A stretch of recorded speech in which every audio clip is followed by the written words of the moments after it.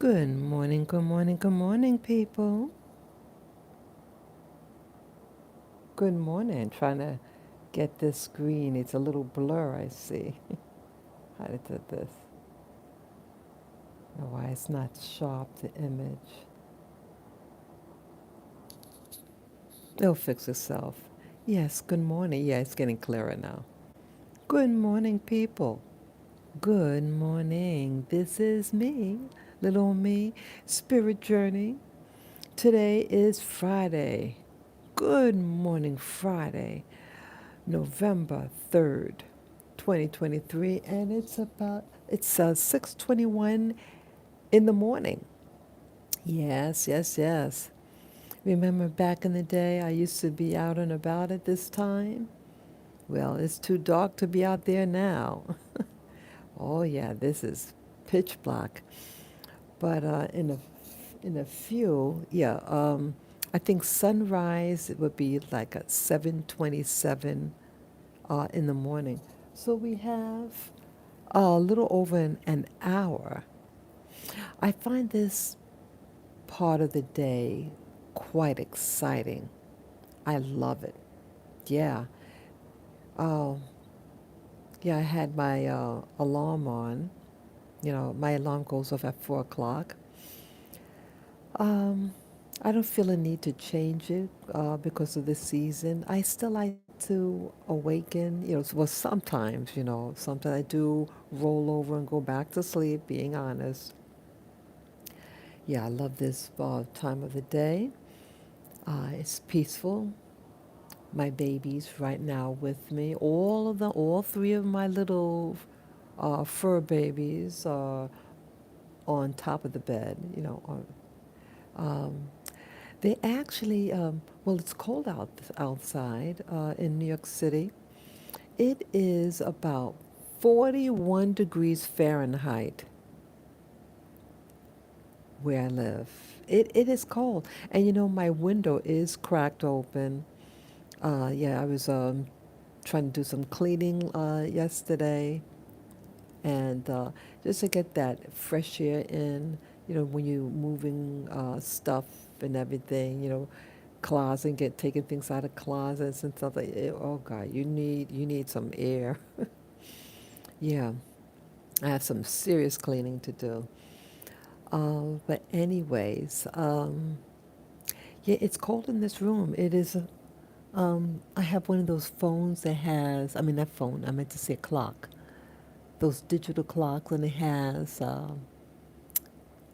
What do you call it? The temperature, indoor temperature, and it's 58 degrees Fahrenheit in the room. Yeah, under the covers, I have like two covers on, like a fleece, and then this soft, cushy thing on top of it. And I am toasty warm. But my hands that are exposed is freezing. And my little fur balls here seem to like this. Yeah, they like it when I think it's a little cool. Yeah, they like it.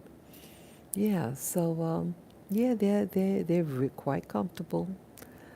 My little boy is resting on my knee, and um,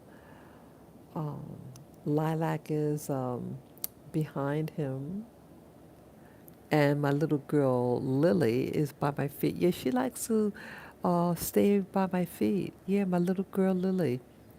Yes, my fur babies. They're doing well, and we did do some walking yesterday, and they did okay. Today, I'm not sure whether I'll go out. Some days when you feel that wind on you, uh, you may not want to go out. Yeah, you know what else? They're setting up in Central Park. Yes, good morning, viewer. Good morning, good morning. Yes, in Central Park today, they're setting up for the New York City Marathon. And it is, when the day gets closer and closer, it gets more and more hectic because they're pushing for time to get everything set up. Because it's international, the New York City Marathon. Um, You have, I think, every nation represented, and they set up these flags uh, on it. You know, the finish line. They have, like when they running towards the finish line, they have all the flags represented. It's really neat, and these lights and everything. Yeah, it's a money thing, boy. Um, it used to be more popular, I think, in the 1970s.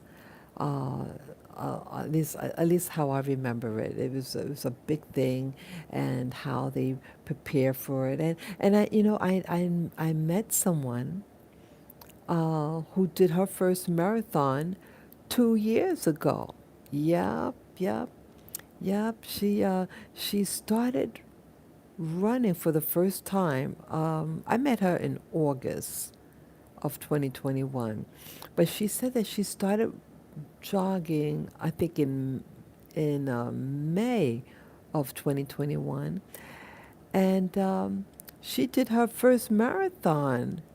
So it was just a couple of months, and she did it in 4 hours, 4 hours plus. But it could have been 4 hours and 4 minutes, something like that. But yeah, I think that's excellent, man. Wow. So now she has to um, be more. Yeah, she hurt. Her knee or something hurts. So her doctor says, like one day on, one day off, running. And I bumped into her yesterday. So, yeah, I don't think she'll be doing the marathon. Yeah, smart girl. Don't hurt yourself. Yeah, yeah, people might do, running.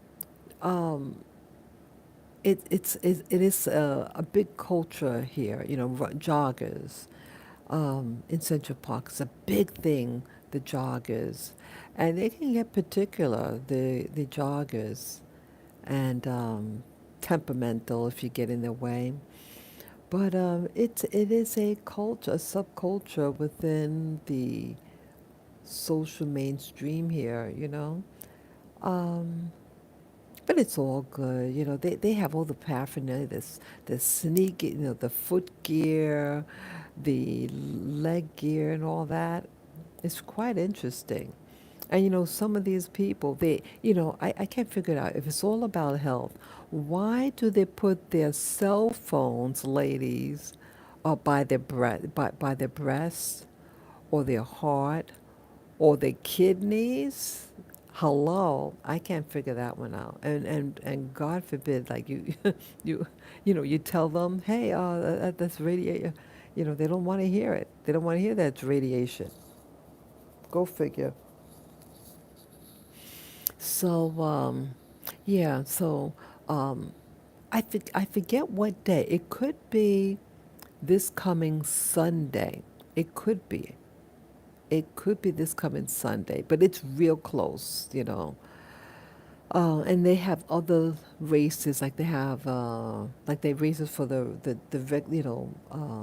regular joggers, and then they have a separate race for the people who like they don't have legs. They have that. They use these other devices to um, move, to travel. What else?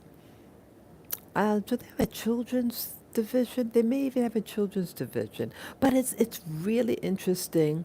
And actually, 2 years ago, I think it was 2 years ago, I did visit. Yeah, I did go to right. What do you call it? I'm trying to visualize it. Right near. Oh, what's it? Oh, Central Park South. Central Park South, right by the Columbus Circle. And that's where, just before they enter the park towards the finish line. And I did stay there, and I did see, yeah, and they had this big, big camera, screen. and you could see them cross the cross the finish line. So you got to see who came in first and all that. Yeah, and it divided up into different groups. Like they have like you have to, I think, qualify to enter the New York City Marathon. So they know what category to place you in. They have like the elites out there, who are real fast, and they stagger them, and then they're given a time. Um, so it's really interesting. So I got to see. What who did I see now? Yeah, I saw the ladies who won. They were from East Africa. East Africa got it. Yeah, they're tiny in size, very lean, no hardly any body fat, and they're very petite. They're like 5 feet, really petite. So it's less energy required to travel. I mean to move. You get some real big dude, you got all that weight to carry, and you're not gonna near be as fast. But yeah, more power to all the people who finish the race. Yep, it's not how fast, it's just that you finish. So it's all good. It's really nice. Yeah, so I saw that 2 years ago. And then last year, I wasn't planning on going last year, but I had completely forgotten the, yeah, they had, yeah, I was on my way to the park.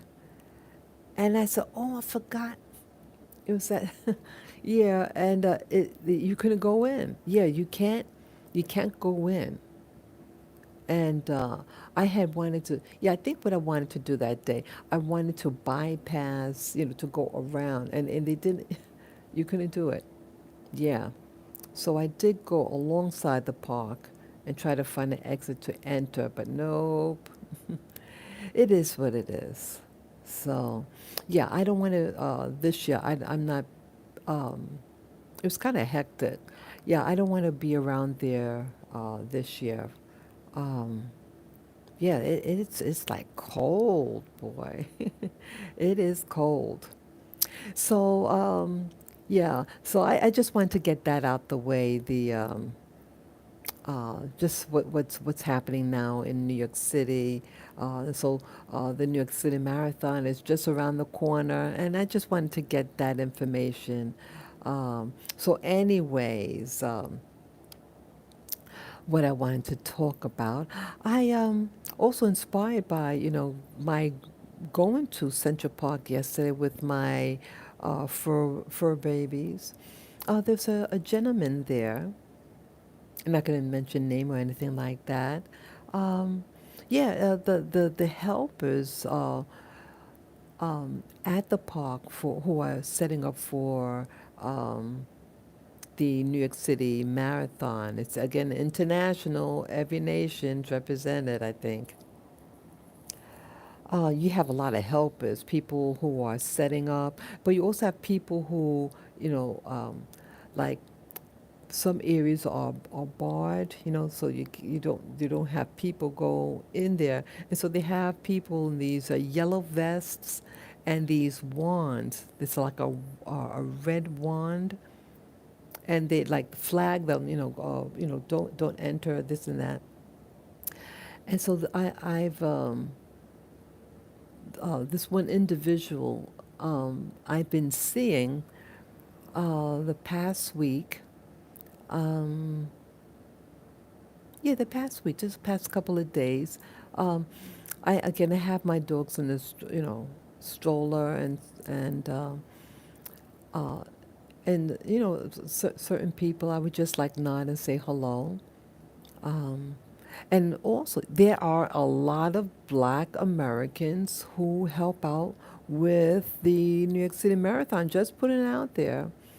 Yeah, yeah. Even though I live in the big city, it's hard to really find Black Americans who aren't down on their luck. And so my seeing them, real urban, urban looking, and so it's good to see them. you know. And so I'm not sure are they volunteers because you do have volunteers also that work uh, as a support staff for to get the um, New York City Marathon to completion. A lot of hands, laborers and volunteers. Everything. It's a big thing. So, so this one man, he does, directs the people, don't go this way, go straight ahead or, whatever. So, when I was walking past him, I think I nodded, hello. And then he had stepped towards me. He says, oh, he noticed the dogs in the stroller and he was just admiring them. And he shared that he's interested in, what do you call it, breeding dogs. I forget the breed that he mentioned at the time. I thought initially he said the Maltese. And then when I bumped into him yesterday, he said the Bichon. I said, "Oh, okay." And I told him that my Lily is related to the Bichon breed. Um, so this is the interesting part of the conversation, though. Well, he shared with me his interests, and it sparked a lot of thought within me. Now he's a younger, he's much younger than me. He looks like in his 30s, and he felt so eager. He was sharing with me his interests in breeding dogs, and I just started talking to him. And yes, good morning, Vera. Good morning. And so, what I want to talk about now, with regard to meeting this man who wants to breed dogs, and about technology, um, it's how to bridge all this to get my thoughts together. Well, um, it was actually a couple. Well, I noticed now with tech, the the the technologies and the education of people are on a decline. And it seems like more wisdom, more science, heavy science. I mean, I know we have like gadgets, electronics, but I talk about science. I talk about the architecture, things like that. These magnificent wonders. That's what I'm really focused on, and the everyday person and their skills with everyday life is on a decline, in my opinion.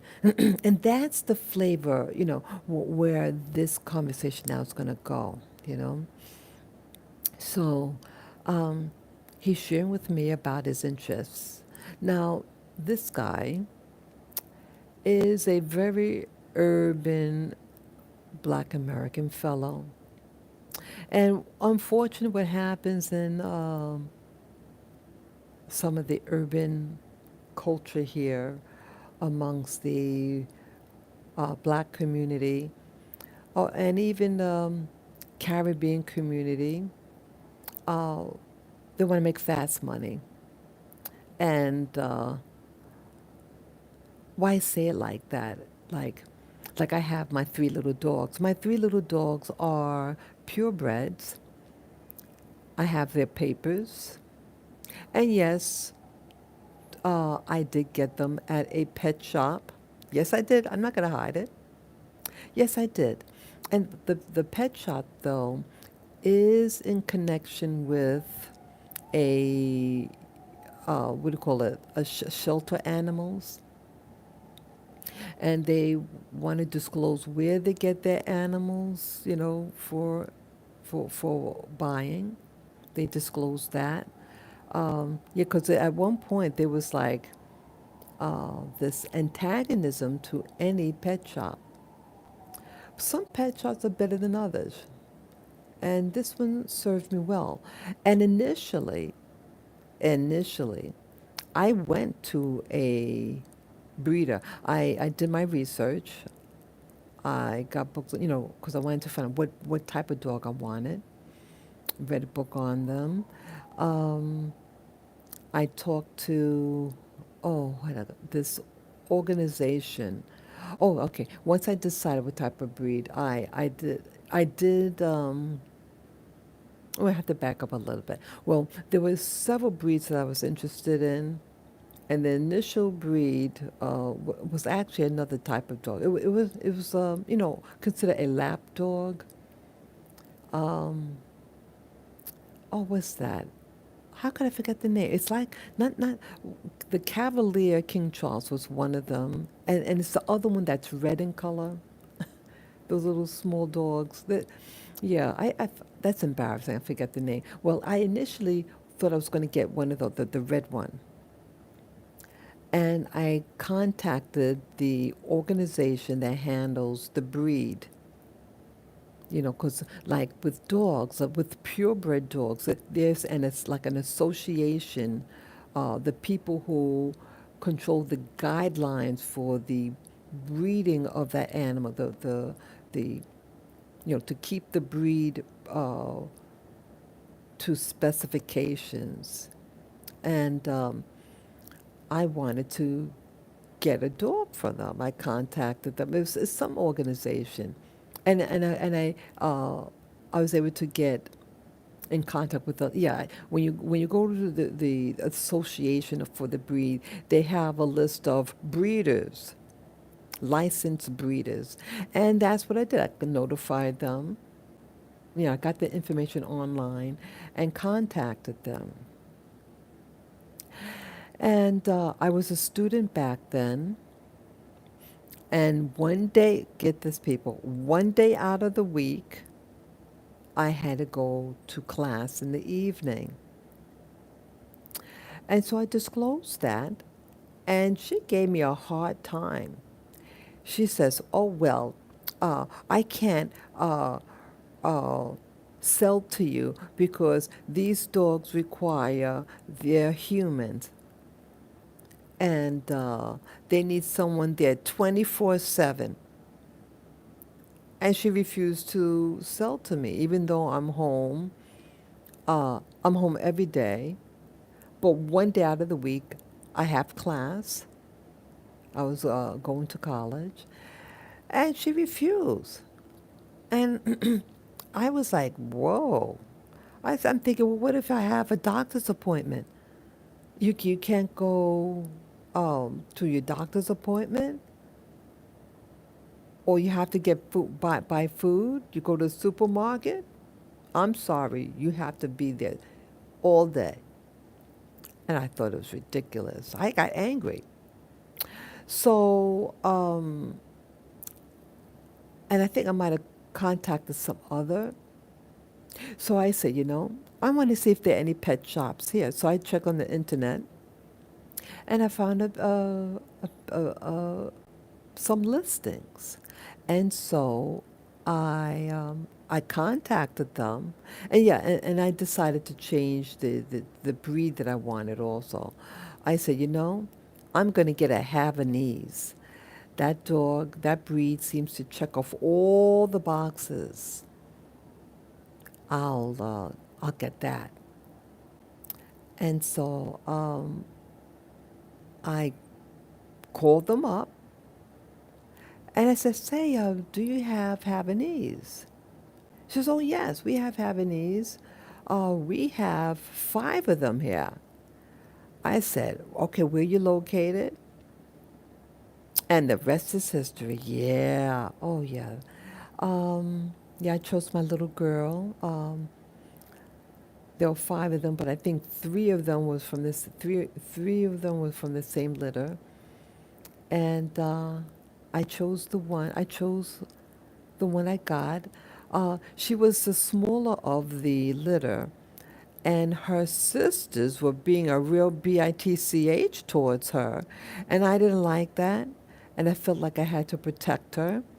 I also did different test to see if the dog is, the temperament.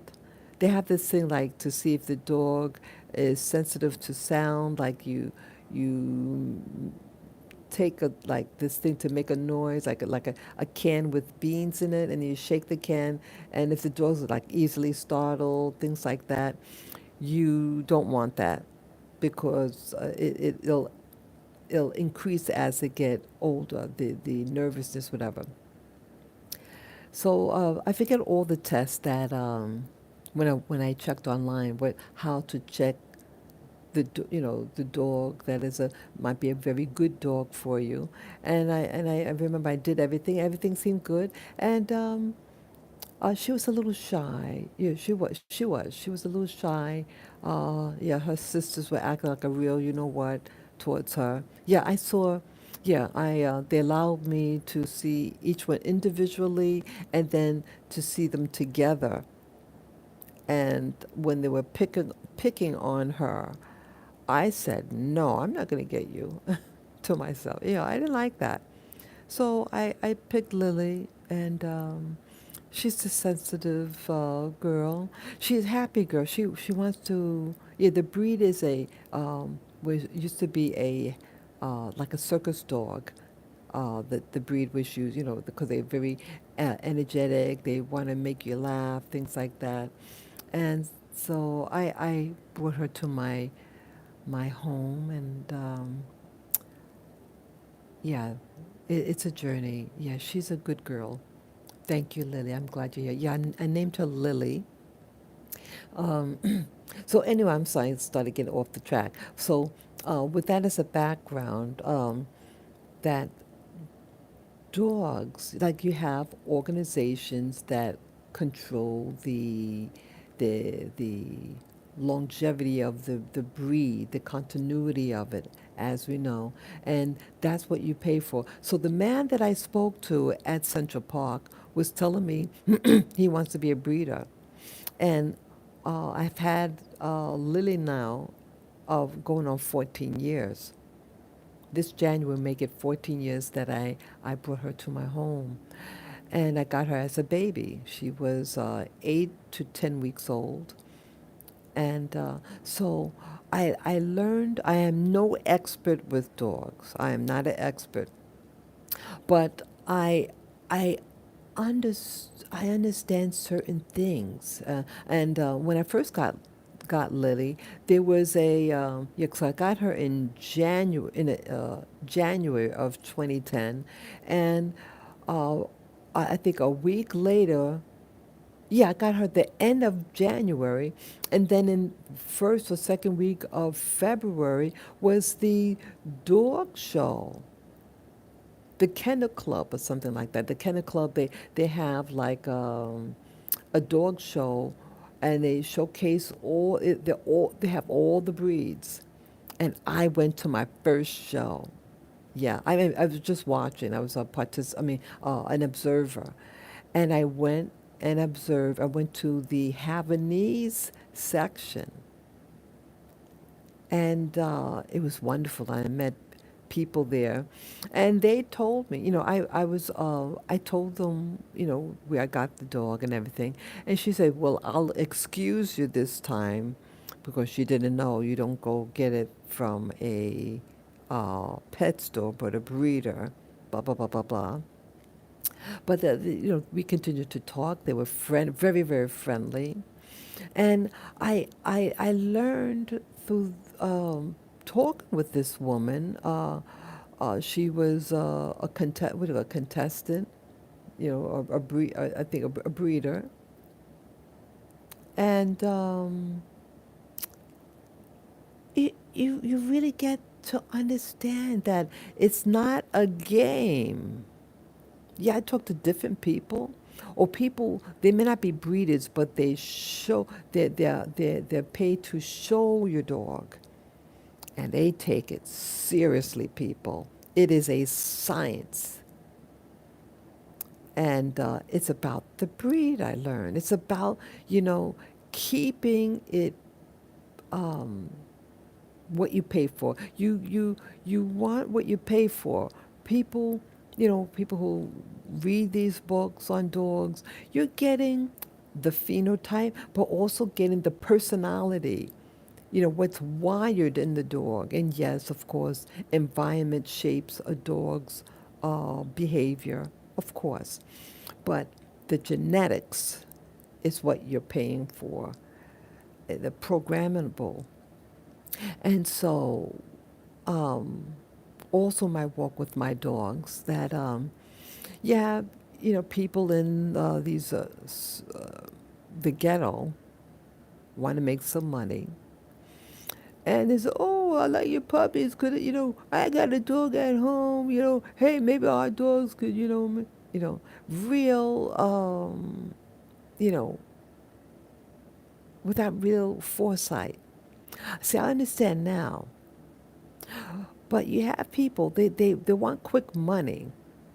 They just see the surface aspect of the dog, just money. Yes, breeders, licensed breeders of dogs. Yes, they do want money. Everybody needs money. But you have breeders who are about the science of the dog, keeping the dog, as that breed. And um, so what's motivated them? The love of it, the love of the breed. That's the type of breeder you want. Not someone who just do it for the money, because they're not about the breed, making sure that the genetics is good and all that. And so when the man that I spoke to is talking about his interest, and he spoke to me about it twice, but yesterday was the time we really talked about it. And I just felt compassion and just the need to tell him. Now, I get the impression he does not have any dogs. I should have asked him directly, but like, because I know he said that he was wanted to breed this other type of dog, and then uh, because I know he said the Bichon, and no, I mean first he said I think the Maltese, and then he said the Bichon. So both dogs are white in color, and I think yeah, he had asked me what mine was. He thought mine was a Maltese. So he seems to want to breed the color of the dog. My I mean the Havanese come in many many colors, but mine is an off-white color. It's not pure white, the color. It's like a slightly off-white, antique white, and it has strands of dark hair around the ears. But in it doesn't, it looks like a whitish colored dog, a light colored dog. And so I'm thinking, wait a minute, and his presentation, you see, like, what you call an urban black guy,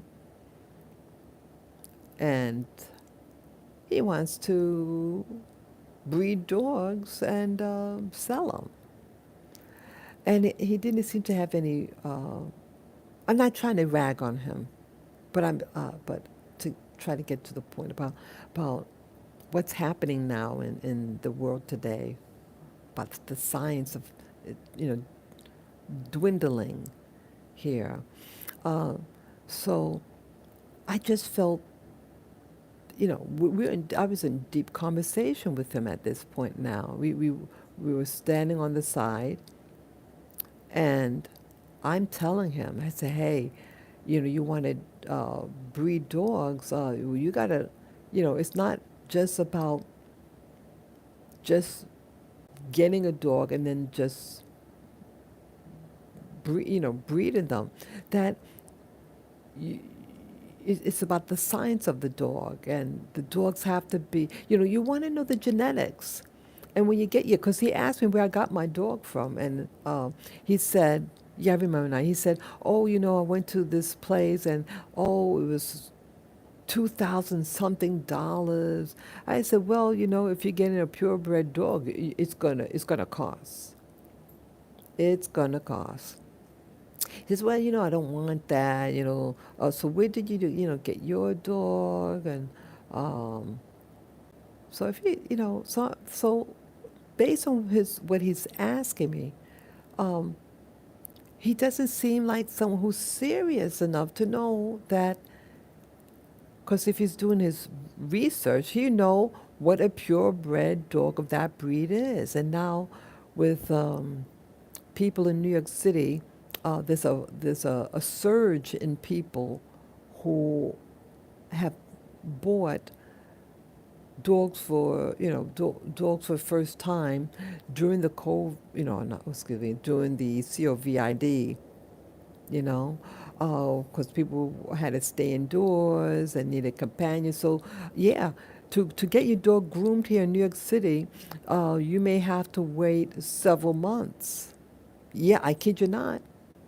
I kid you not. When I called up, I said, "Oh, I'm sorry, yeah." And they explained why. They said, we have people now buying dogs because of the pandemic, as I call it. Oh, I see that the sky is getting lighter now. Yeah. Oh, wow, it's almost 7 o'clock in the morning. It's 6:56. So within the half hour, yeah, the sun starts to peek out slowly. So you see that the sky is now starting to get a little lighter. I find this fascinating. Um, so based on how his the his the words that he's saying, that he's not serious about getting a good quality dog, doing his research on the breed to know what it would cost. And that I said, look, so I started sharing with them that um, to I said, look, if you really serious about breeding the dog, you know, contact the you know the association for the breed that you want. Find out about the breed. Um, you don't want to just buy a dog and then uh, go to somebody like I told him, I said, look, I meet people, they see my dog, and I don't know them, they don't know me, and you don't know the genetics of that other dog, and the harm of you, I said, you don't want to breed siblings together. You might get the dog with a mental some defect. You got to know the lineage of that dog. The genetics. Did the dogs, parents, did they have uh, any genetic defects in them, or a temperament? Because I said, look, you don't want to, so-called get a purebred, and then you just meet someone and uh, have the dogs mate. What if the dog that you want to breed, with somebody, what if that dog's not a purebred dog? And you want to, sell the dog, the puppies, as a particular breed, and it's not what it is. And that's a no-no. I said, this is a science. This, dog, I said, look, I'm not a dog breeder or anything like that. I'm not a dog expert, but what I learned over the years having my dogs, that it's a science.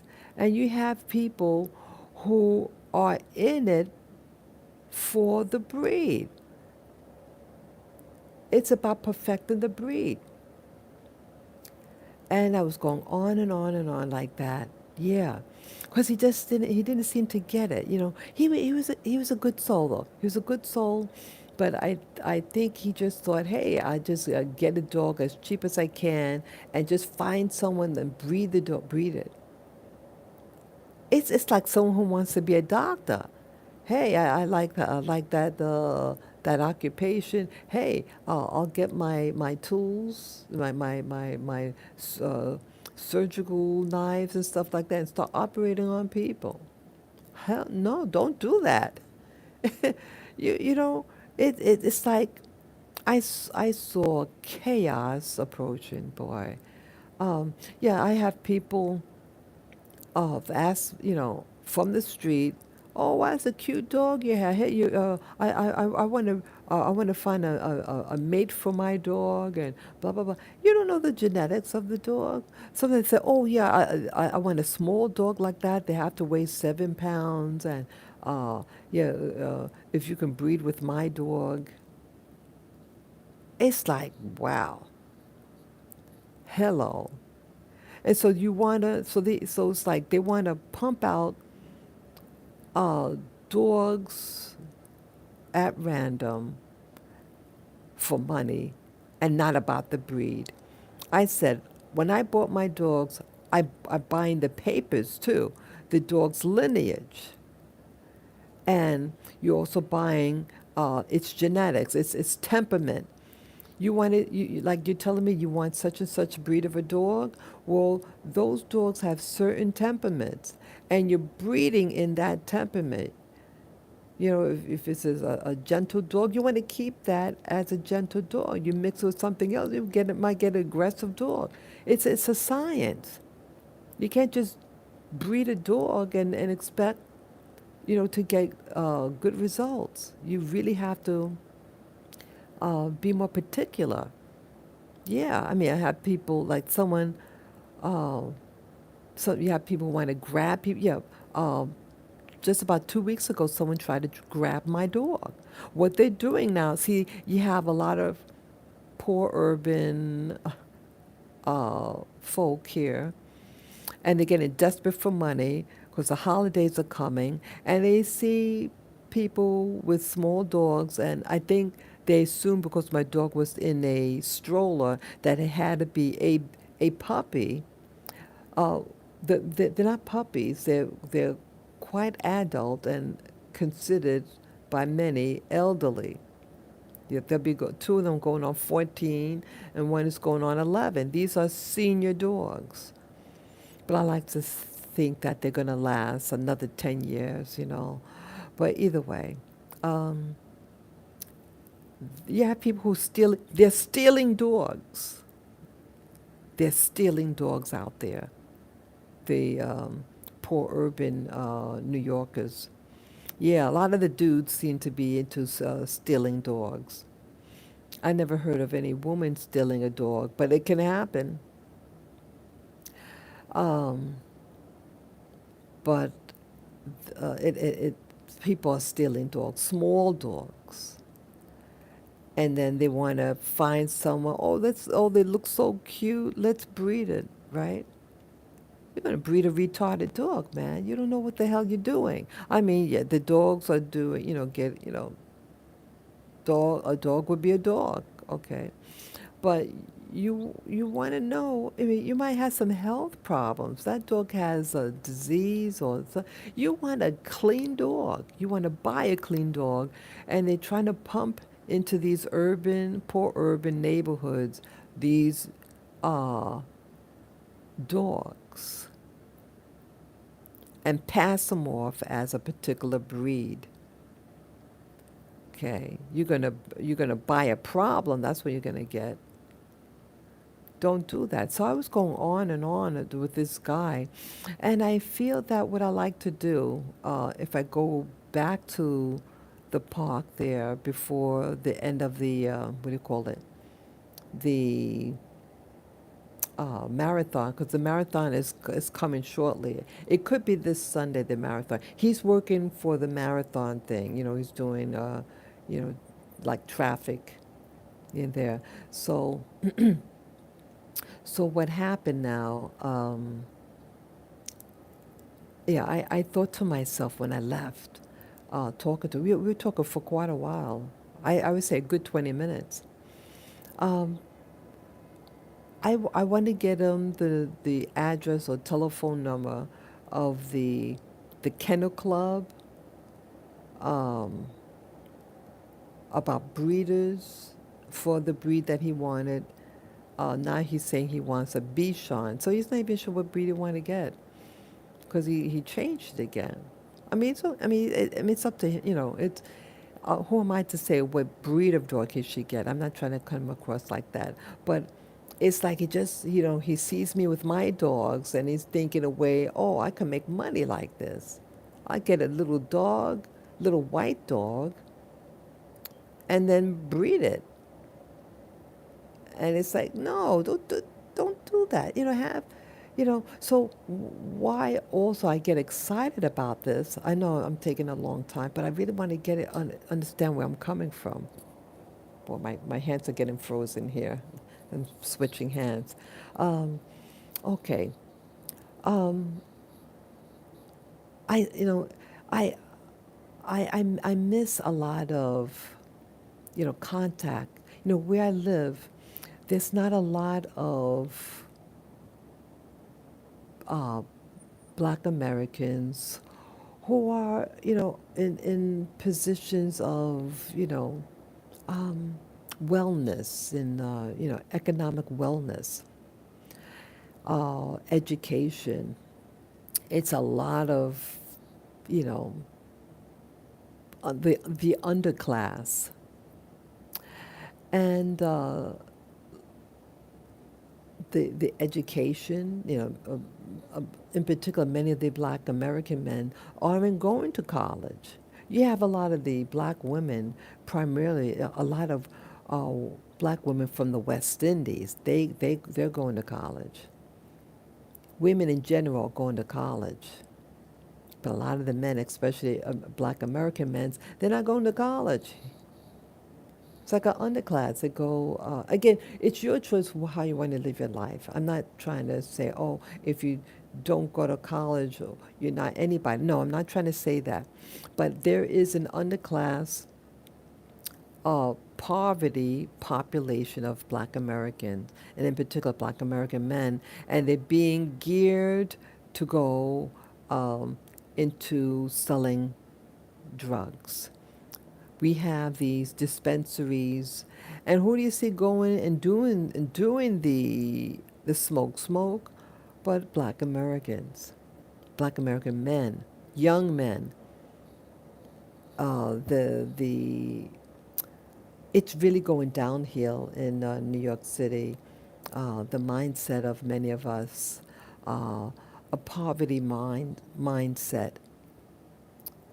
So, yeah, especially the very, very young. Now, the person I'm talking to could be in his mid 30s, so it's, an adult. But the young ones, boy, watch out. It's really bad. So, um, so I'm thinking about this other component. Was also motivating my spending time talking to him about, the importance of, you know, doing it right, get that what you pursue in life, do it with your strength, do it with perfection, style, you know, um, excellence, uh, because it's a reflection of you, and you want a good reflection. So I was thinking about, as I was talking to him, um, a video that I saw that I was inspired by um, a couple of years ago. It could have been 2017. Uh, I saw this video that really inspired me about. It took place in Europe. It was a documentary, and it showed the royal family of Monaco. Yes, Monaco is I think call it a principality. It's almost like its own. It's in France, but it's like a subsection of southern France. It's about the size of Central Park. Actually, it's a small area, and it's governed by a prince. The family line. What's the name? G. Oh, it'll come to me. Oh, I forget the name, but it starts with a G. G's and girl. It's a. Oh God, it'll come to me later on. And this family's been been in. I think they were reestablished uh, 2 generations ago or something. 19, yeah, yeah, because it's a part of France, and they asked the family because they knew who the family was, and asked if they wanted to get reestablished as the prince of it, something like that, and they are there now. Oh, uh-oh. My batteries are going low, so I better hurry. Yeah. So, brother, I have my mouthpiece. Let me hurry up. So, he um, so they were showing the palace and everything. It's absolutely beautiful, and the protocol. And this individual and other royalty of Europe, they are customers of this family in what was that?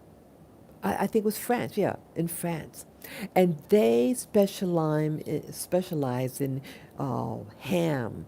I think called a cured ham, and it's aged. Now I don't eat any pork. That's just my by choice. But anyone who wants to eat it, please feel free to do so.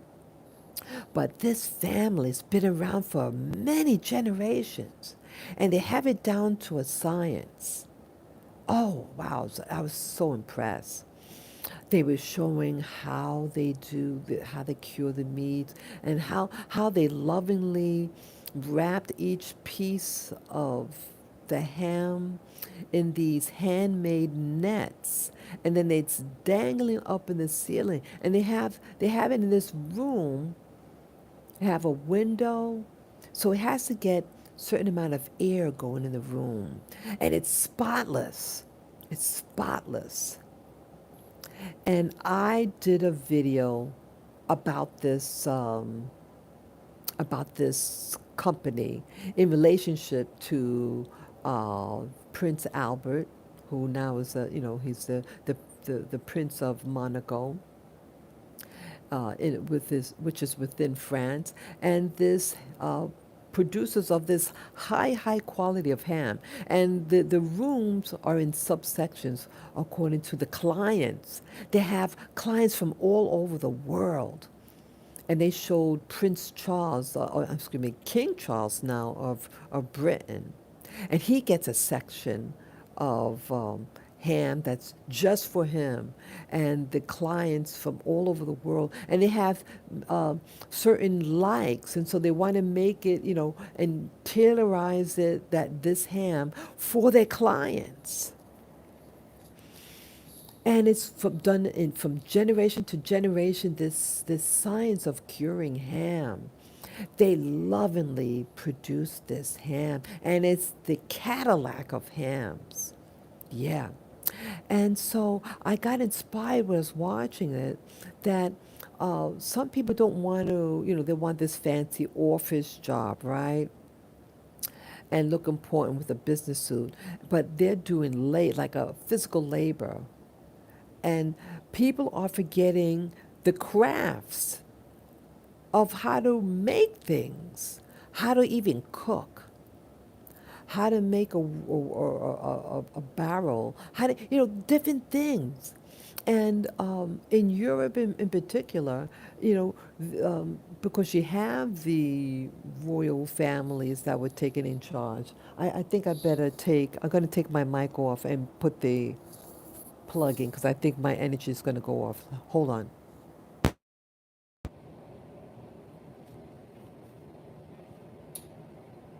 Oh, I hope you're still there. Let me get this. I have to plug it in.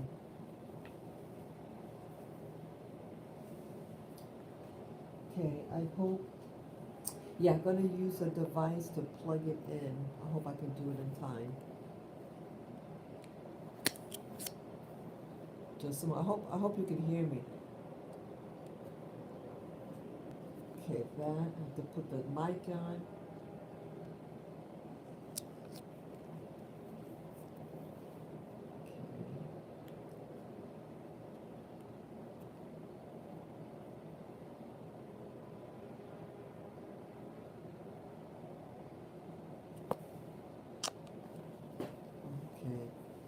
Just a moment, I'm still trying to plug this in. I hope it's working.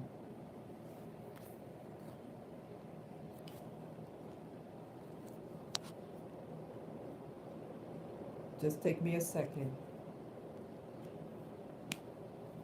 Okay. Oh, shoot. Sorry, this thing. Have to move this.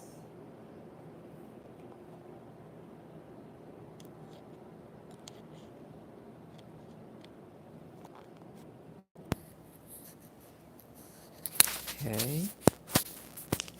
Okay, it seems to be working now. Okay. I hope, yeah. Sometimes even though when I put the plug in, um, it might still hamper because it needs a certain amount of juice flowing in. Uh, okay, so let me just hurry. Let me just hurry. Okay, I apologize for that. Yeah, I want to try to finish this live stream before it cuts off. So either way, um, so it's a science and of curing ham, or in what I was saying with Europe, Europe, Western Europe. When I say Europe, I really meaning Western Europe. Um, they have all those royal families, and they have what they call serfs. Serfs weren't that much freer than a slave. They had their status was a little better than a slave, but but they had to still do work for the royalty and the aristocracy. And you had to live on their land. So if you're going to live on the aristocracy or royalty's land, you better do something. And so you had people, and they were also protected by the royalty or aristocracy. I mean, supposedly be protected. Okay, and so they had specialties and special fields that they what they did for a living. Some of them were farmers. Some of them might have been bakers. Some of them made horseshoes.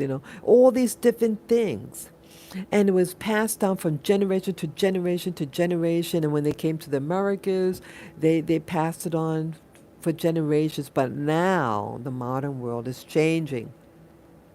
They don't want the physical labor. They want the office jobs now. As live in the big cities. They don't want to be farmers.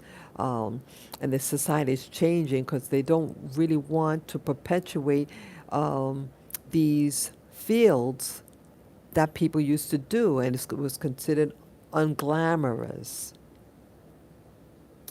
And it's sad. So in modern day, the modern world now, um, only a few people are really teaching um, their people, their children, the field because they don't want to do it. It's beneath them. But it gave them a name. Their name, that ham, I wish I knew the name of that ham, the company who makes this particular ham in France, but you're known by your name. It showed who you were. Your name precedes you. Excellence preceded some of these people, like the Cadillac or the Mercedes, their name precedes them. You expect when you buy a Cadillac or a Mercedes and all these other luxury cars that it's going to perform a certain way and perform a certain way in conditions. Like you expect that car to go in 6 seconds, 80 miles an hour. You expect. And if you create a hybrid of the car, so to speak, and not a pure Cadillac or not a pure Mercedes or all these other luxury cars.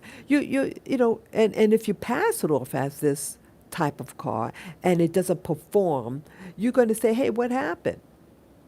I thought I bought this luxury car. It's not acting like a luxury car. And that's also what I told the guy.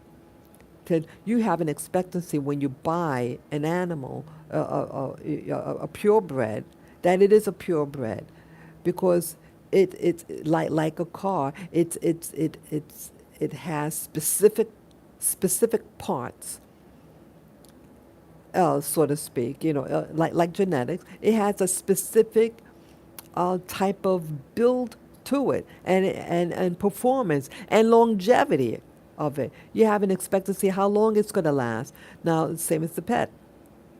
It's an expectancy. How long does the dog live? How does it act? How does it behave? What is its temperament? All that you're paying for, just like Mercedes and all these other cars, you are paying for the name and the expectancy behind that name. That's the main point I want to get out that I was telling this guy. Yeah. And I think I would like to also um, give him the information so he can at least, I'm thinking, hey, let me give him the number of the kennel club so he can find out what it's like to be a breeder, maybe what obstacles are there, what things to consider, etc., etc.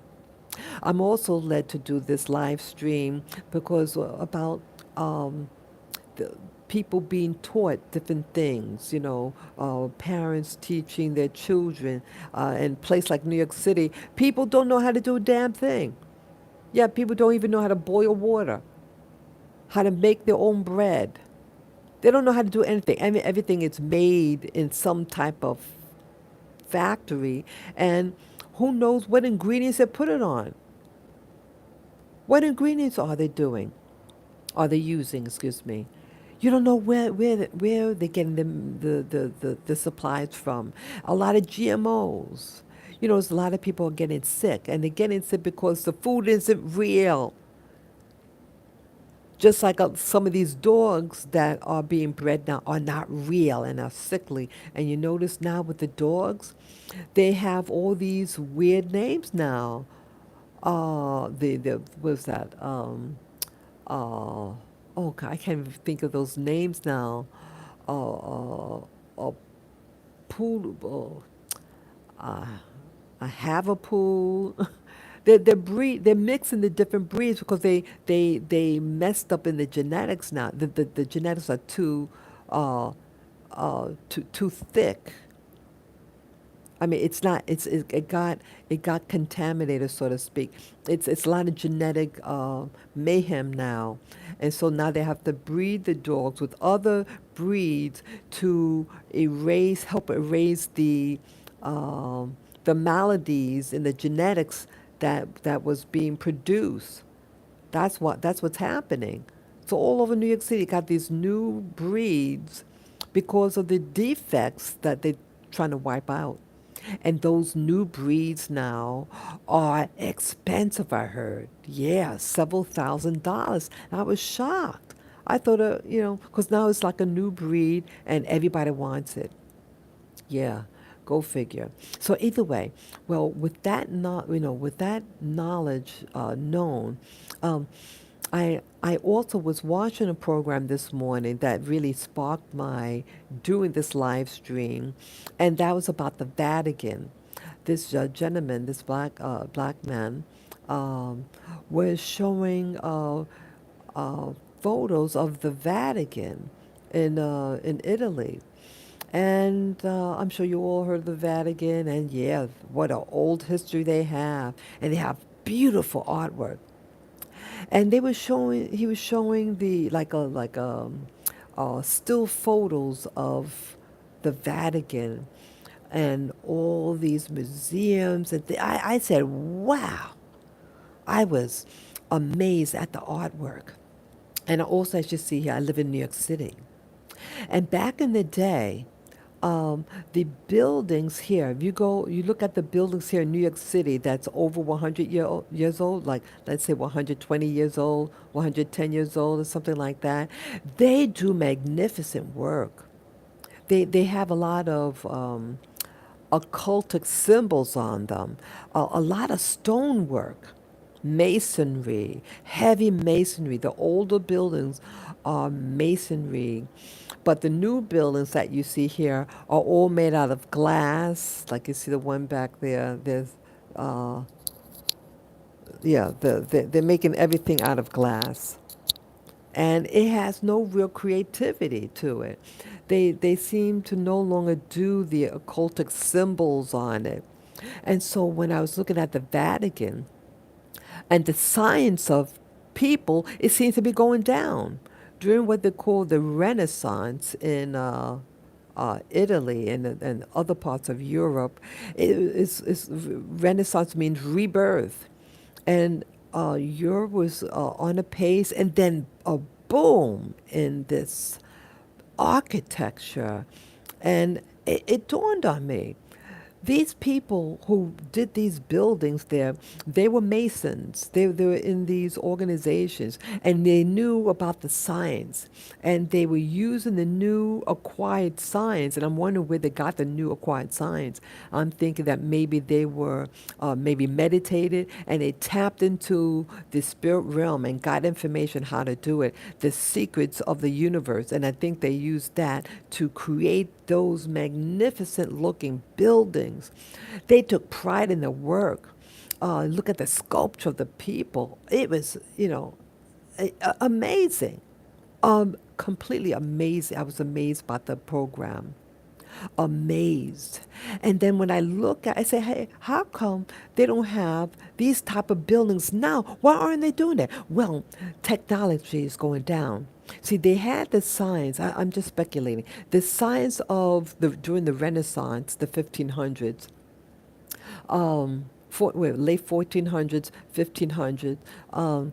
This they utilized the technology that they acquired for setting up, in my opinion, the New World Order, to take people to another to the level that they want to get. And so it required all the setting up and the math and the science uh, and knowing about the human body, the genetics, which was, well, I don't know about the genetics, but indirectly you could say, yeah, about genetics and breeding animals, things like that. And what happened, there was a slave trade, and weren't they breeding those slaves? Yeah. Just saying. But either way, the science, I believe, was given during this time because, again, there was a race of people exploring what they call the New World, which is really an old world. It's always been here. They had civilizations here, but either way, it was a takeover. And they wanted to spread they needed the science to take control over the land, the people. And but now the 20th century, uh, there was an increase in what they call the health sciences. And I think that's where the tweaking of genetics and GMOs started increasing. Now they can't really hide about the GMOs. It's known out there, and they're genetically modifying the food. So I think that they required, again, this technology because it's about a new control and entering in the new system of control. And they no longer want to teach these high sciences of building because they don't need it. And I think the buildings from the past in the so-called New World was an instructional piece. It was an instructional piece, I believe. I'm speculating. It's just something that I feel this is what's going on because a lot of these buildings have these occultic symbols on it. They knew what it meant, these symbols, and it was to communicate with the initiates. These buildings are like landmarks and to give instruction and knowledge to the initiates. And so when they see these buildings, whether inside or out, some of the buildings inside them are magnificent also, very ornate. But now they're not doing it. One thing, it'll cost too much money. So why would someone with high science in architecture not want to keep the science? Because they don't need to anymore, because now it's shutting down. They reached their peak that they intend to for this dispensation. This is the end of the dispensation. It's approaching it. It's the end of this cycle. And so they had to initially pump out this knowledge of science and architecture, medical, all this thing, because now they are clamping down on humanity. They don't want humanity to grow right now. They want humanity to be stifled, to be stuck.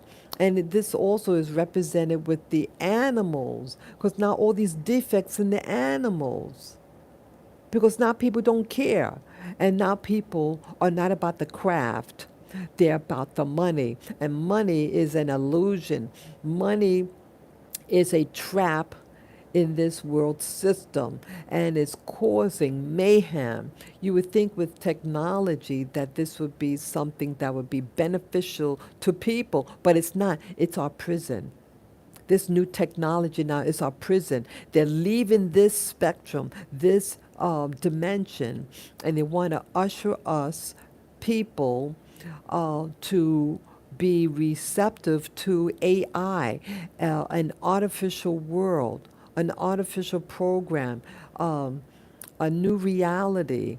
Remember with the what's his name, Facebook guy, and he wanted to create this other thing. I forget the name that he called it, but it's to take your mind.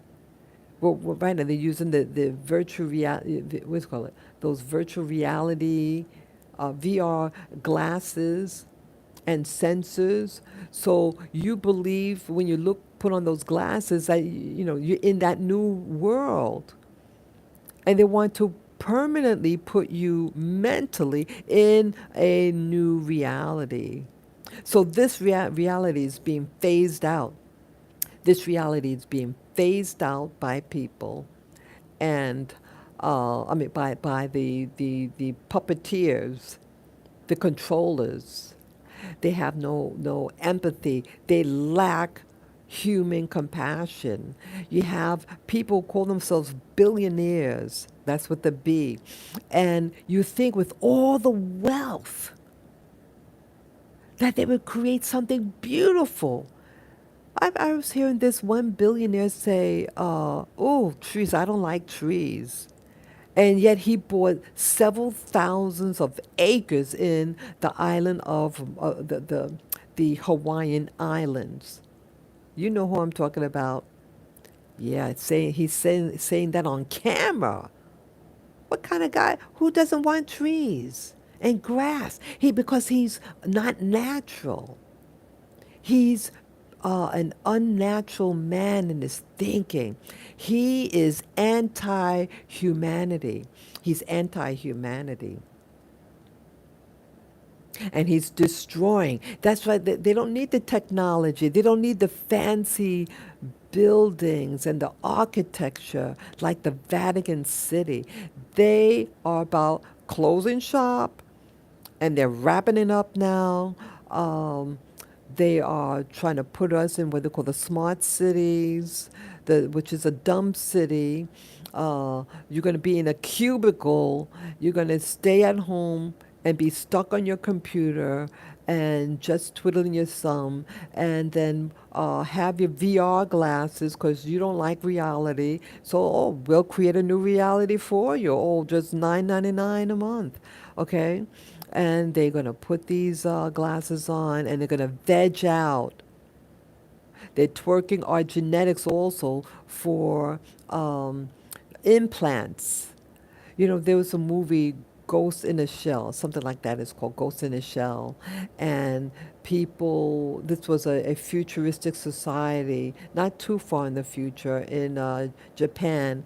And people are going to acquire these. Remember the Bionic Man, the $6 million man. Remember that? See the number six, man's number 666, right? Six is man's number, and the Bionic Man was a very popular show in the 1970s. And they already knew about the technologies. See, they introducing these new technologies with Hollywood. Hollywood is the mouthpiece. Is a in my opinion, an institution that is like the wizards.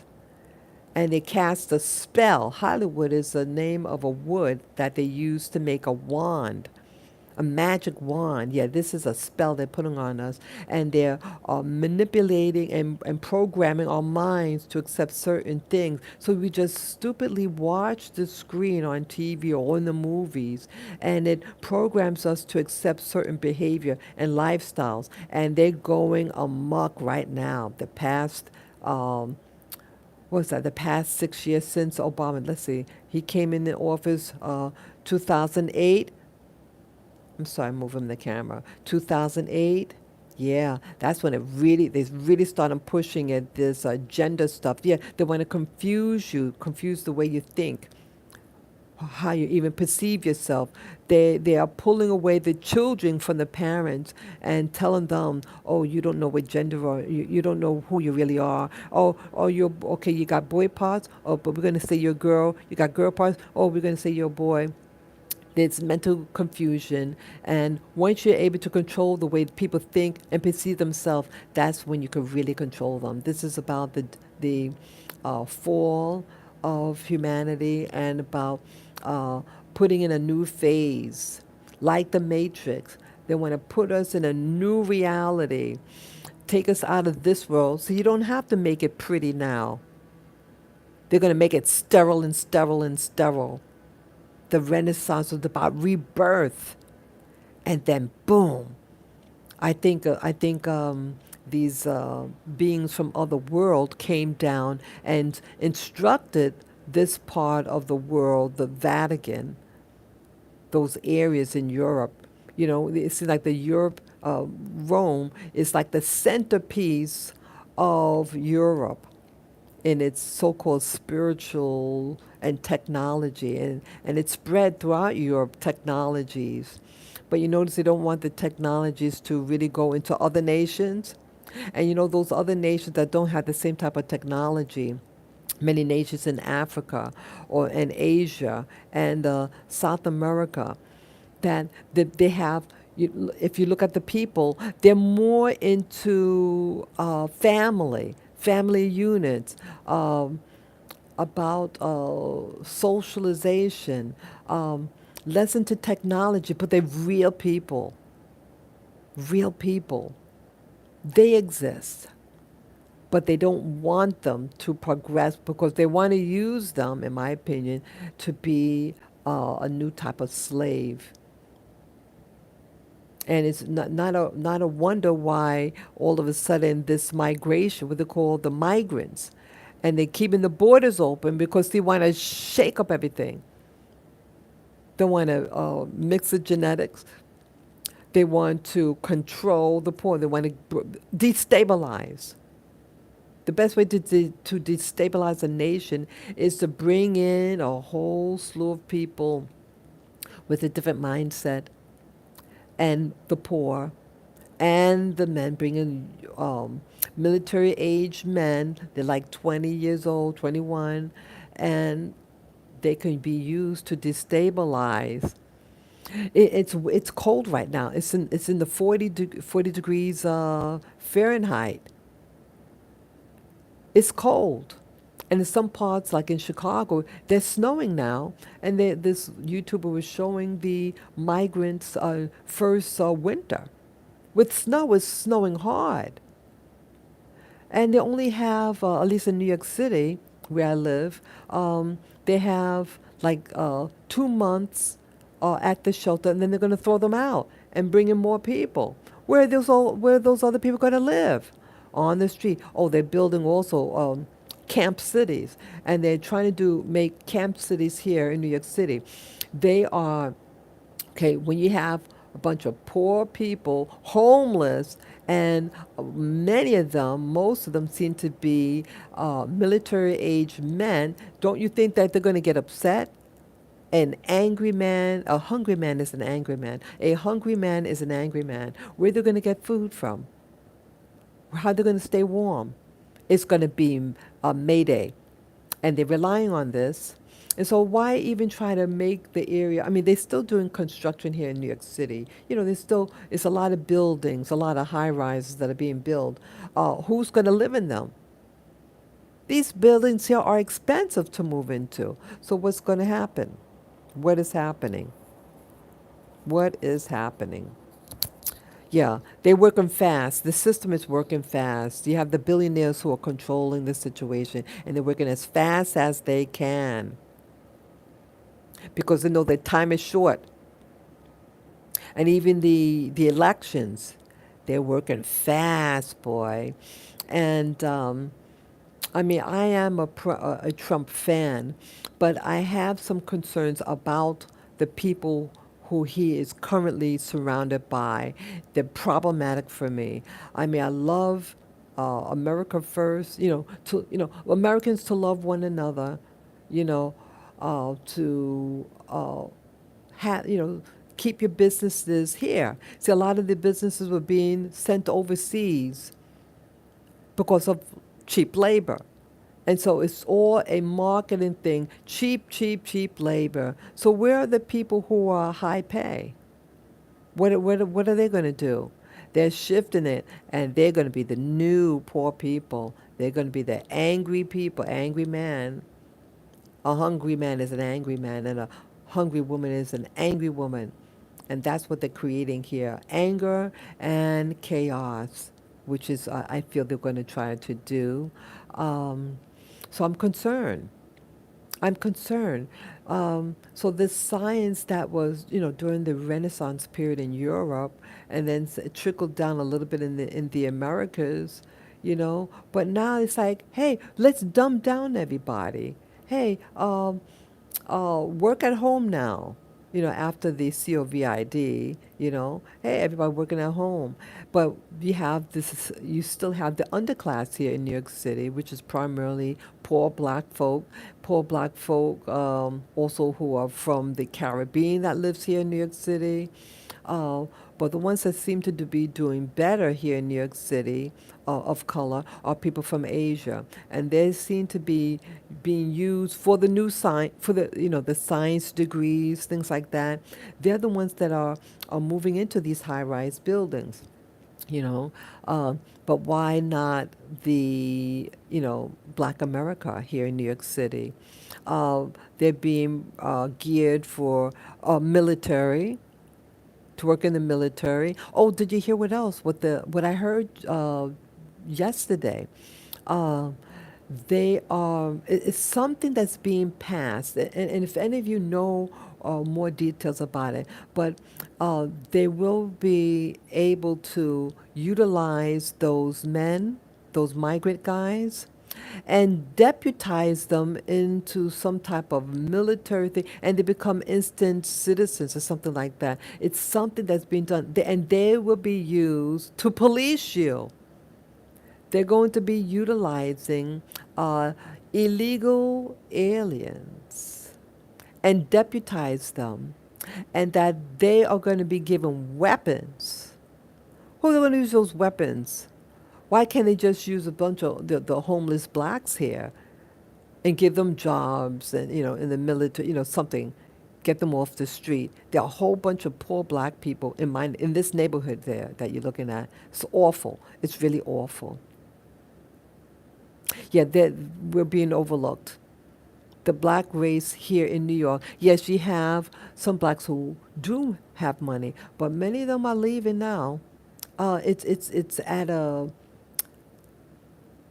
I think this is the best that we can do now. We're no longer the flavor of the month. Excuse me. We're no longer the flavor of the month here in New York City. The BLM chaos and disaster.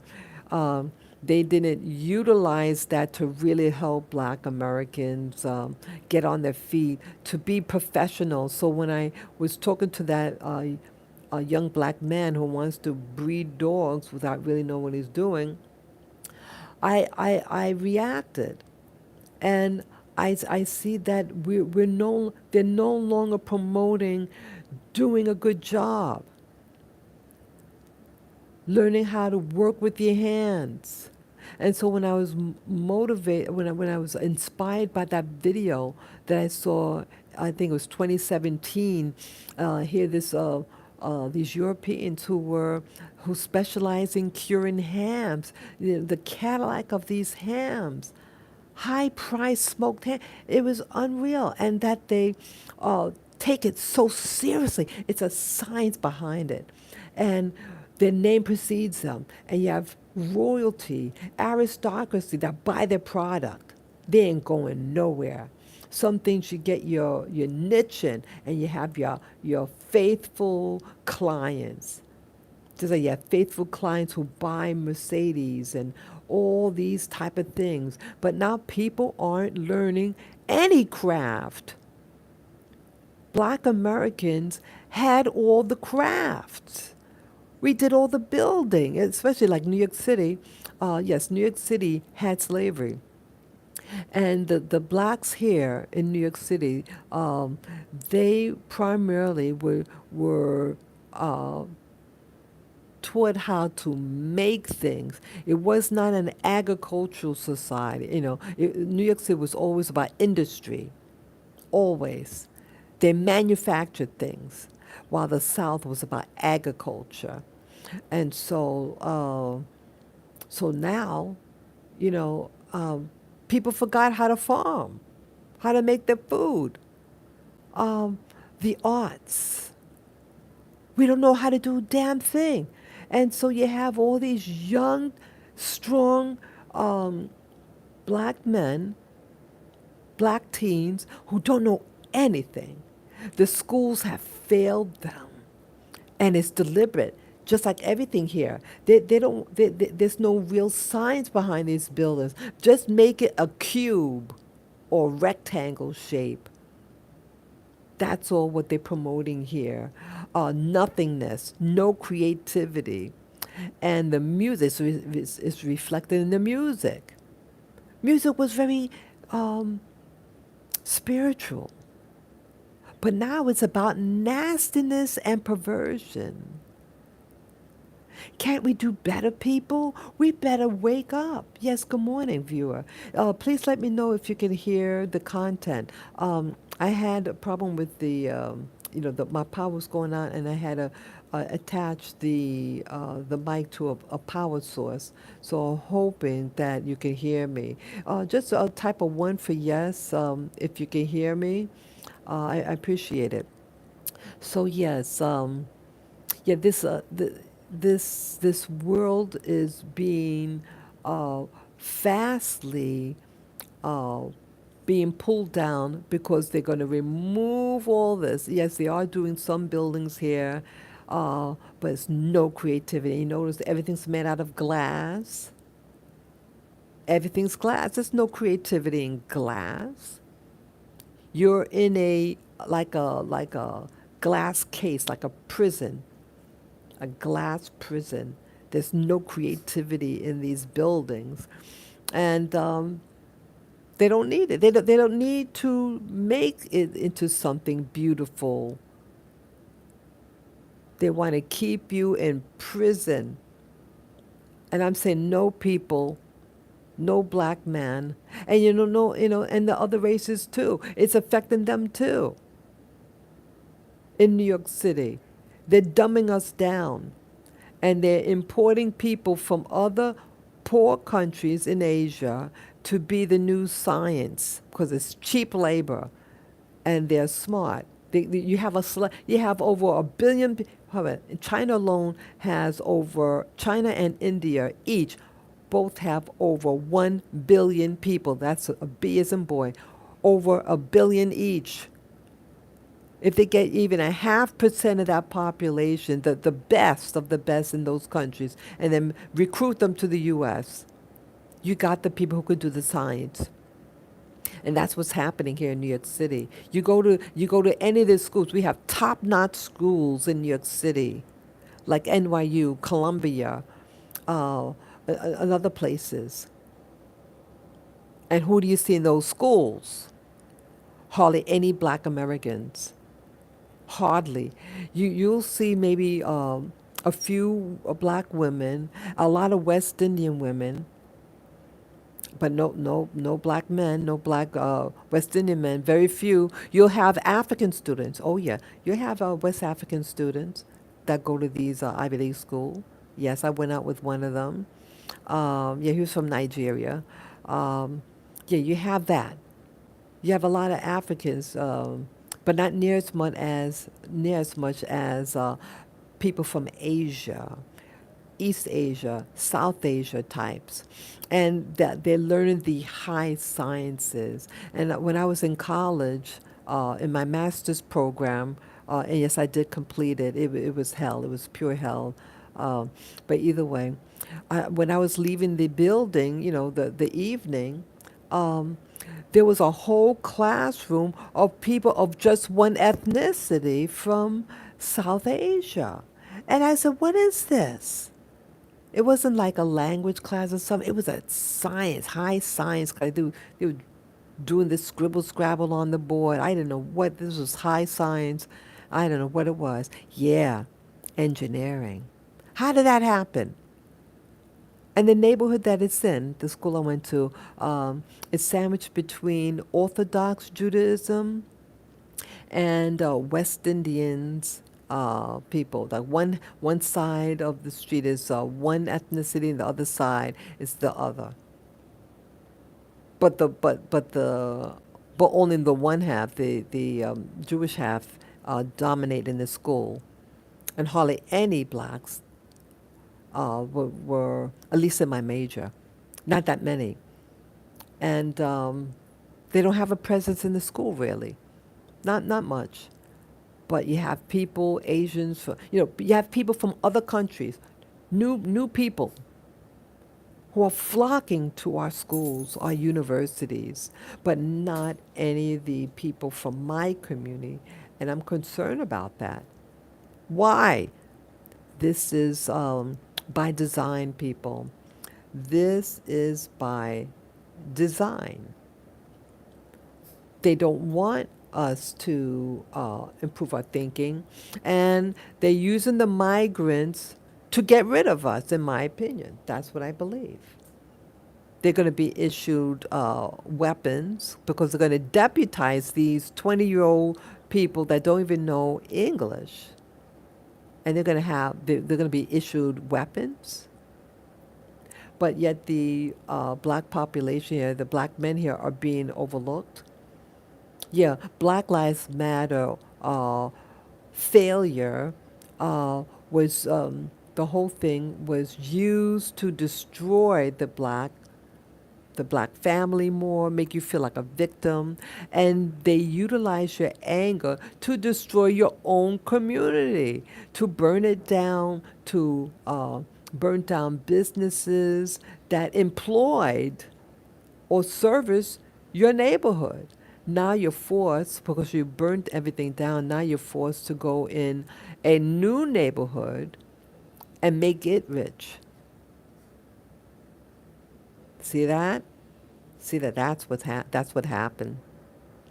Yeah, and I feel sorry for the students who are in school now, because now there's going to be a delay in learning because over half of the people in the schools, the elementary schools here and high schools, are all now migrants and don't know English. So how's the teacher going to convey knowledge when more than half of the people don't speak English? By design, by design. Yep. So I'm very sad about that. Yeah, we need the sciences back in the classroom to teach Americans, regardless of race. We all need the science to get us out of this mess of decay. It's social decay. And you have these so called billionaires behind it. I can't believe that all this is happening. When I looked at that video this morning on the Vatican and the high science and the sculpture and everything, how beautiful it was. How beautiful the video about the company that makes the ham, the high quality smoked ham for aristocracy and royal families throughout the world. the rich, and how we losing the skills. We think, oh, I don't want to do what my dad did or my mom did. Well, they did what they did because they were good at it. They found something that they were good at, and they perfected it.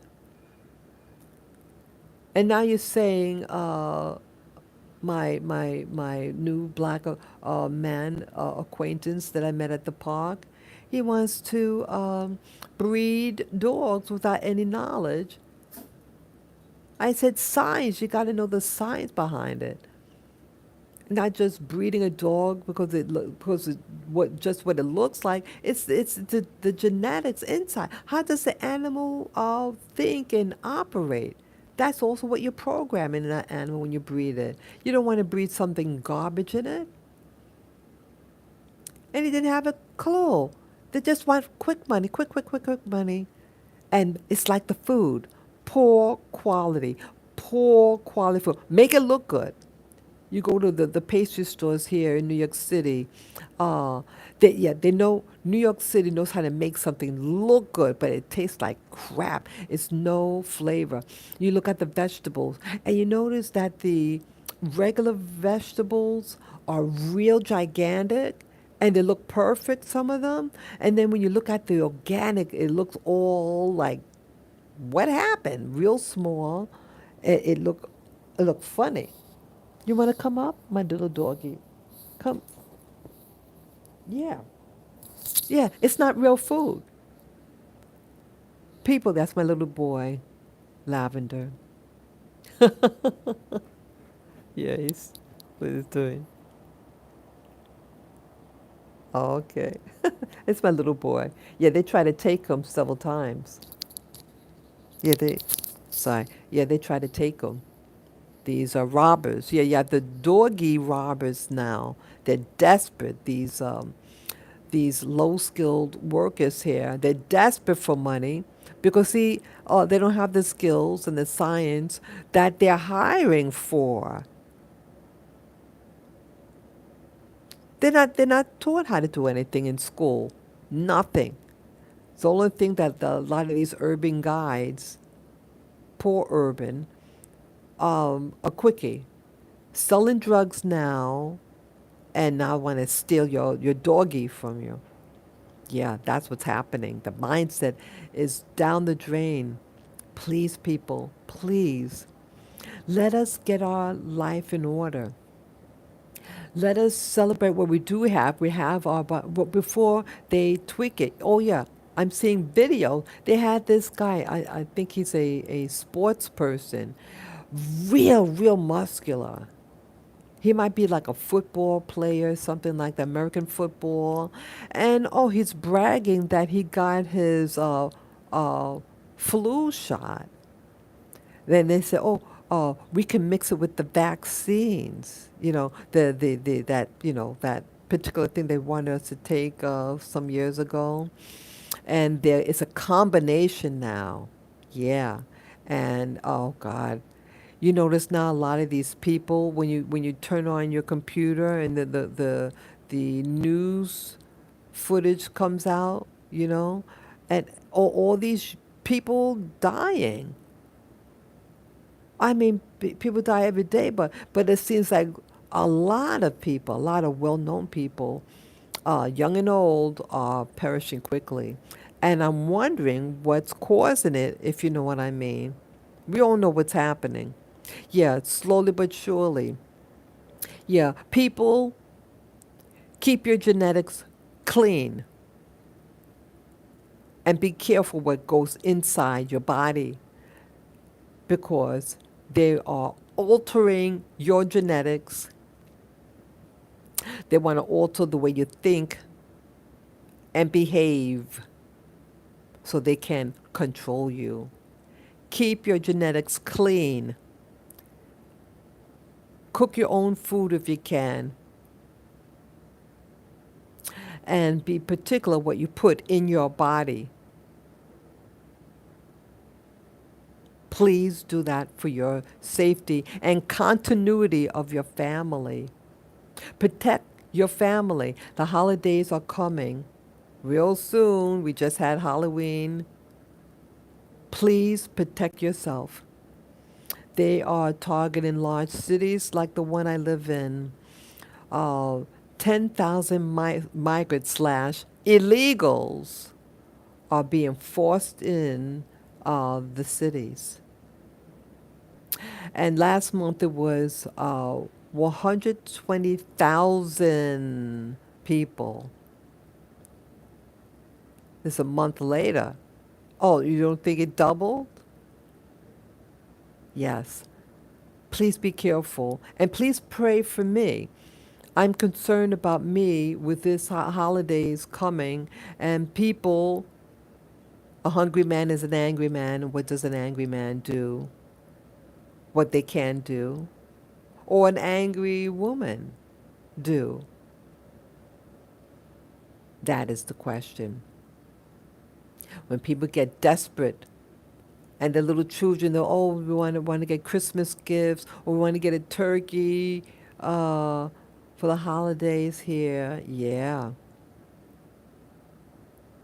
they can hurt you.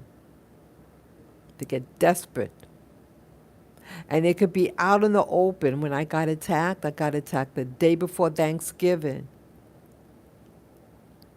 2 years ago, going on 2 years ago. Yeah, they're cuckoo, they're losing their mind. People want to try to grab your dog. Yes, they try to, one guy threatened that he wanted to uh, take my dog. Even he thought, oh, you're selling your dog. See that street mentality.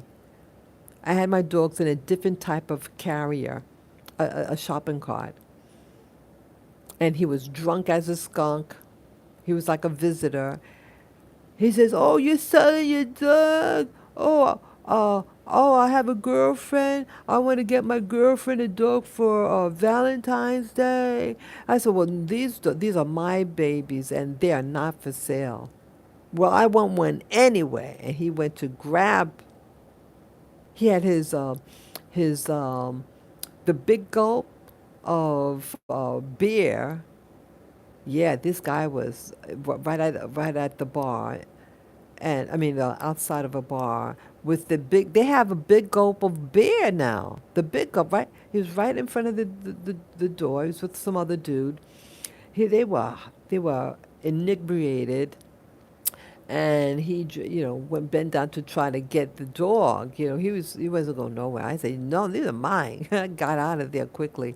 Yeah, people are desperate, and when they feel that they want what you have because they want to give it to a significant other or the kids, they will, and he come from another country, and they may feel entitled.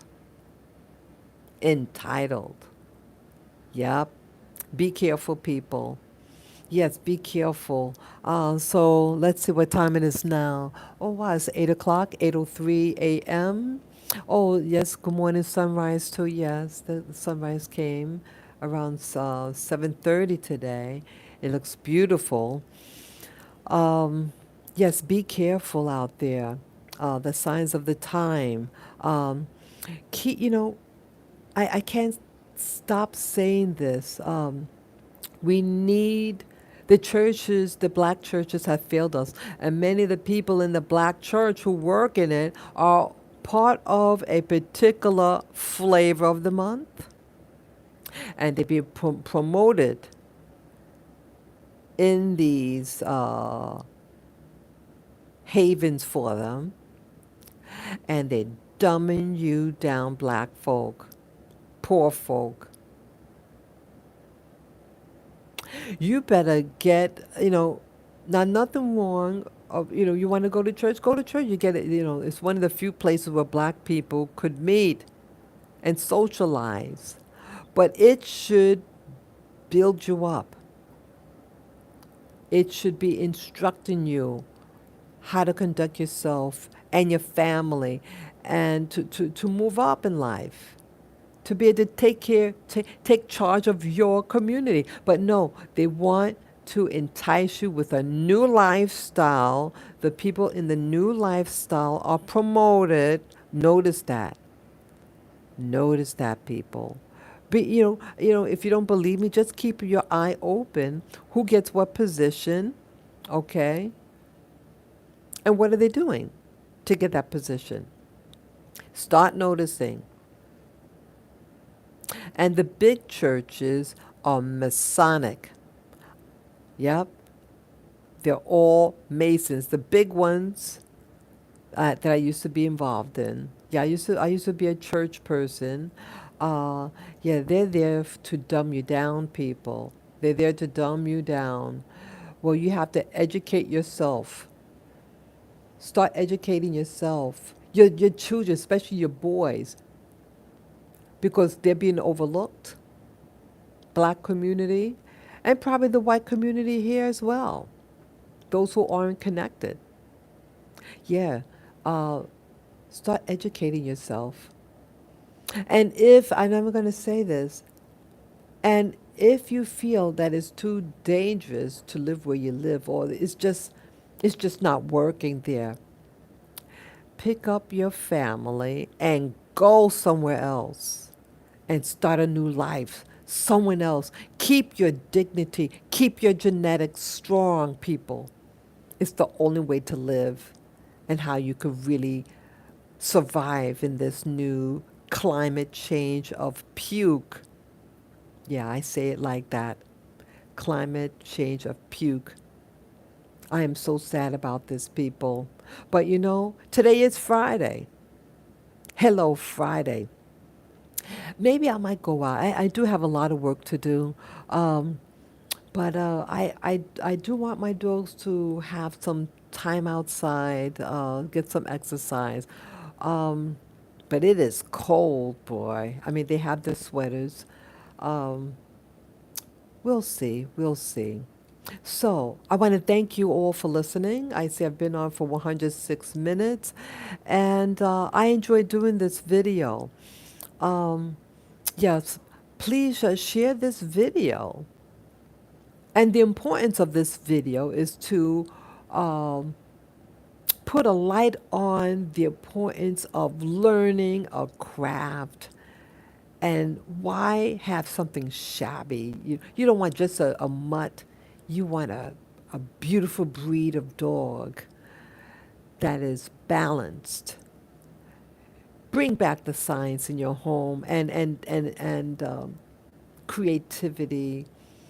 Reintroduce the arts and the science in your community. We had scientists in the black community. George Washington Carver. He was a scientist. You have all these wonderful people in your in your history in America, and you traded it in for a bunch of hip hoppers of puke. They are actually the true Uncle Tom, in the pejorative sense. They're not your friend. They're dumbing you down. They're being promoted to dumb you down, to walk with your pants down. Pick up your pants and pick up your life. Okay? Pick up your pants and pick up your life. Yes, some of our ancestors were kings and queens, but you're acting like a court jester. You're acting like a a jester. That is the fool. You're acting like a fool. You can change your ways. Change your ways. Pick up your pants, pick up your life, and pick up a good book to educate yourself. You want to learn how to do it, maybe get into a new field, like the guy that I mentioned about being a dog breeder what do you call it, the Bichon. Okay, do your homework and be with the best. Be the best at your field. My father told us growing up, yeah, my father was the son of immigrants, and he wasn't handed anything. Yep, he was a big black dude, way over 6 feet. Yep, and big boned.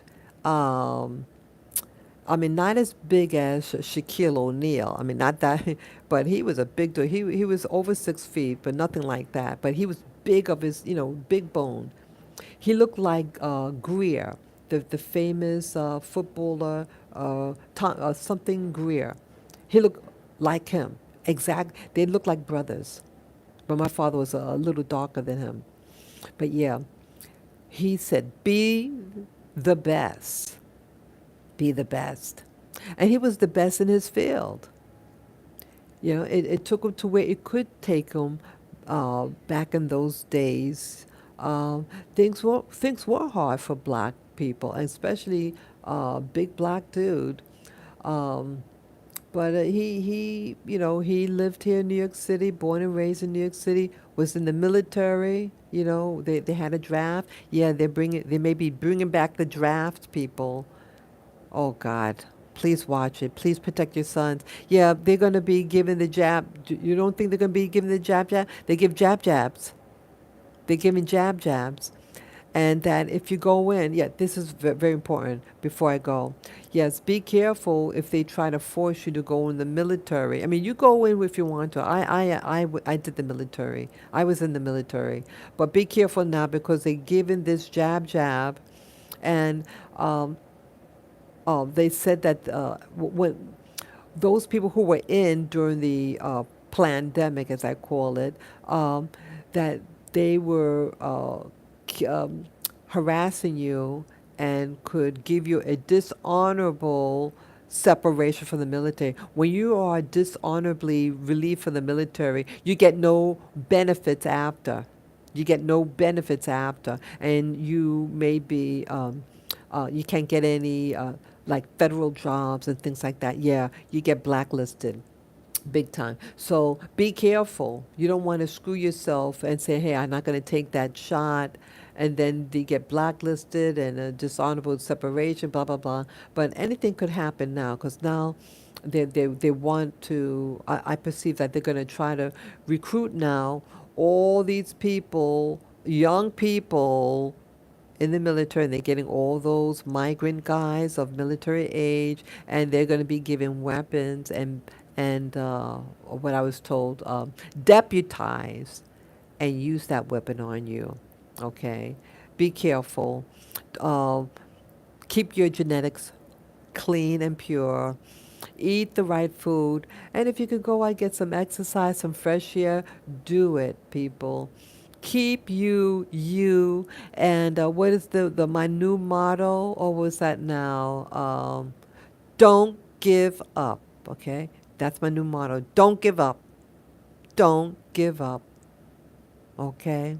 I thank you for this opportunity to share this very, very important video. And please share it with your friends and family members. The importance of this, the importance of teaching your children skills, marketable skills, the sciences and stuff to sharpen their mind and to pull their pants up and get their lives up in order. Okay? Peace, love, and joy and harmony to you. Until next time soon. See you.